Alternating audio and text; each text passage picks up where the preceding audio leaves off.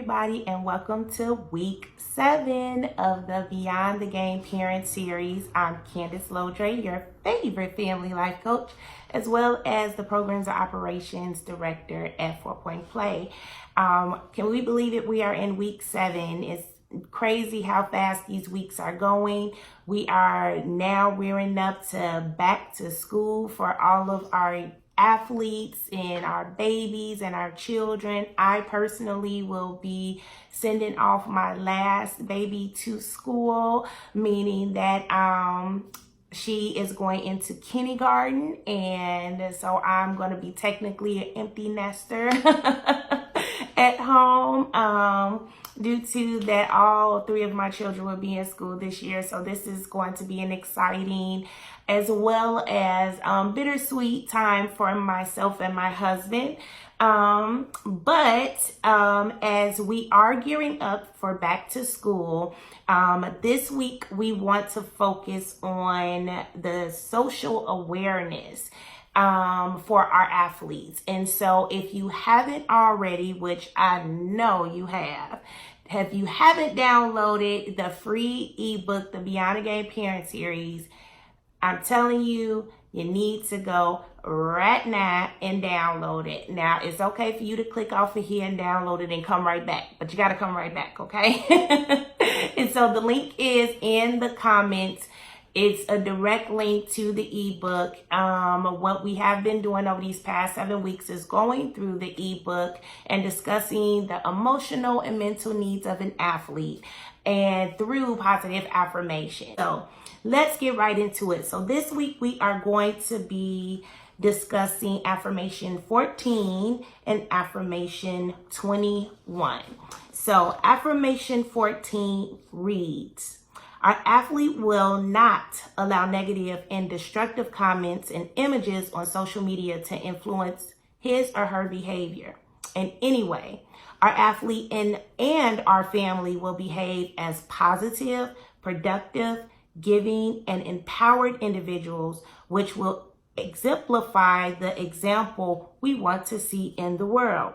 Our athlete will reflect these positive traits in and outside of the court. So like I stated earlier, we're talking about social awareness, and we want to make sure that our athletes understand the importance of being role models and examples in the environments that they are in. Make sure that we are encouraging our athletes to be aware of their surroundings, whether it's through television, whether it's through social media, or whether it's through their actual environments with friends and family.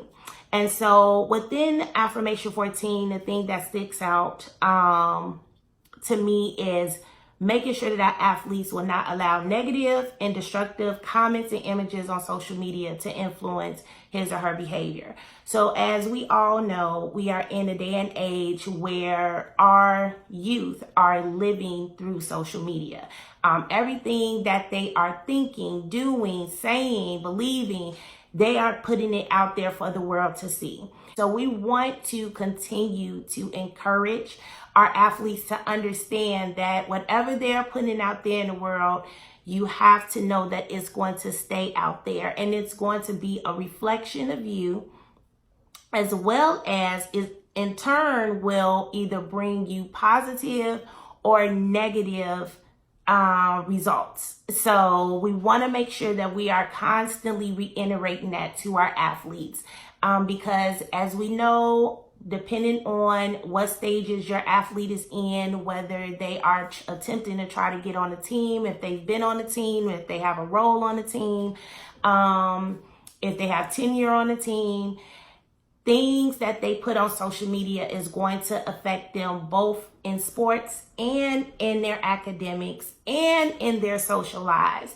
And so if they are putting things out there that is negative, or if they are seeing things that is negative about them, it may in turn affect them in a negative way. So we want to be aware and also encourage our athletes to be aware of the things that they're putting out there and the things that they are receiving. We always have to make sure that we're keeping our athletes' best interests in mind, and that takes more effort, more time putting into seeing what they're looking at on social media, seeing what they're taking in, seeing what they are putting out there in social media, because again, these things can affect them not only in their present, but in their futures as well.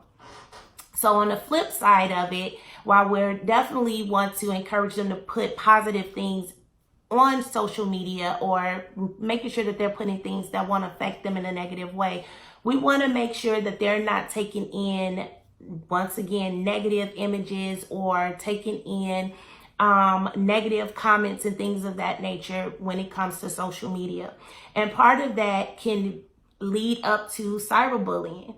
And so while a lot of times, depending on the age range, I know it's definitely really focused in the middle school age group, cyberbullying actually can happen up until adulthood. And so to just be clear as far as what cyberbullying is repeated and repetitive behavior from an individual that is negative and destructive to another individual.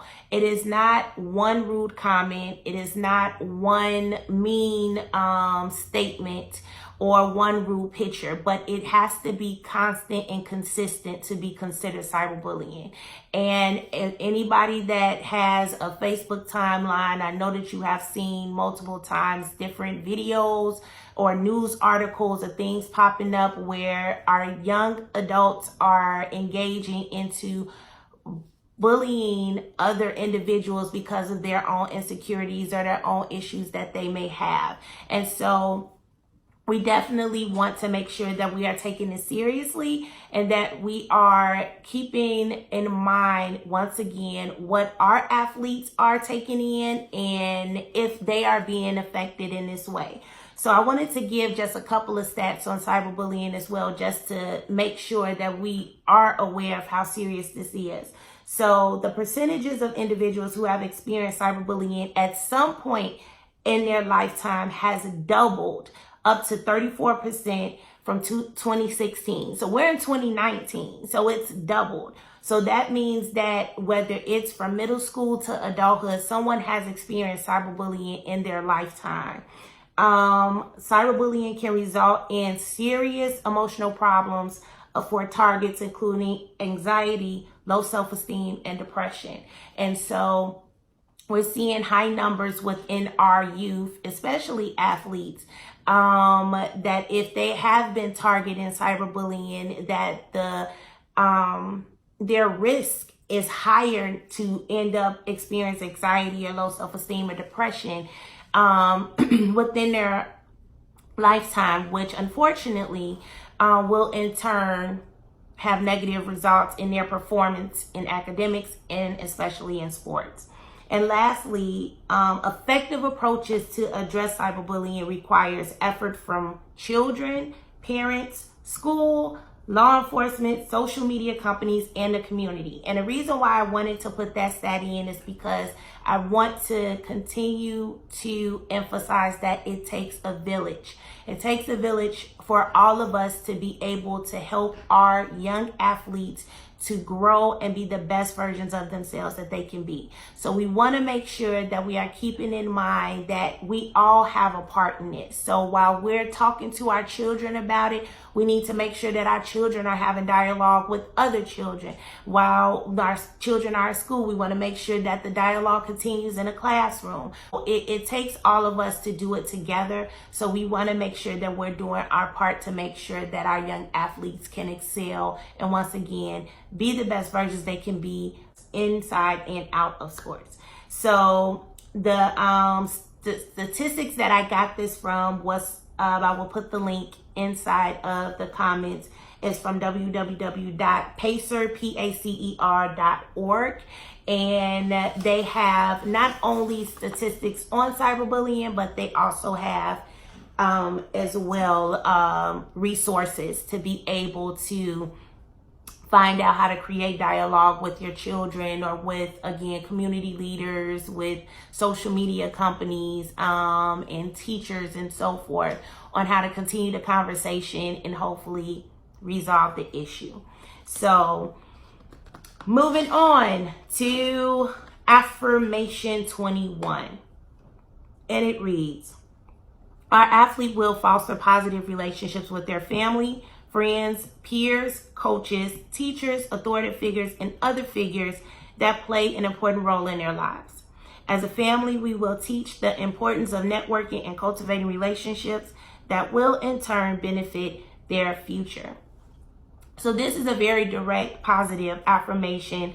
One thing that I do want to pull out of that is that we definitely, again, have to encourage our young athletes that they're an example wherever they are, whether they are playing a sport, whether they are in a classroom, whether they are playing in a playground, whether they are sitting in church. They are always an example. We are walking advertisements of who we are, and we always want that advertisement to be a positive reflection of who we are and the people that have raised us or are raising us.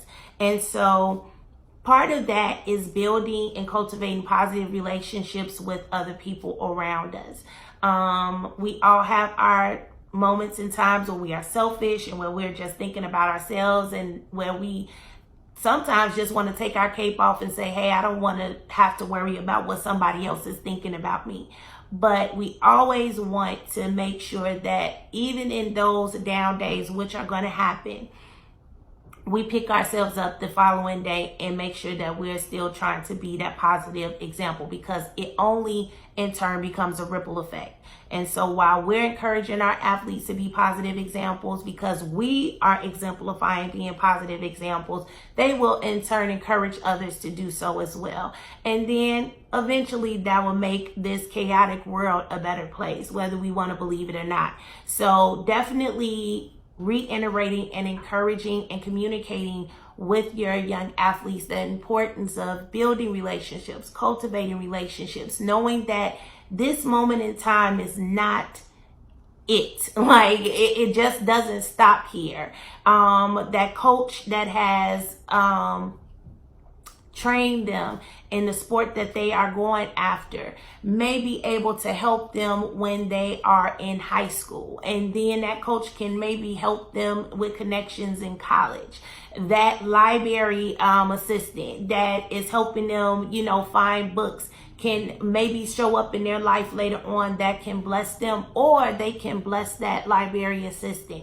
We always have to think that whoever we are encountering in our lives can assist us, or we can assist them later on in life.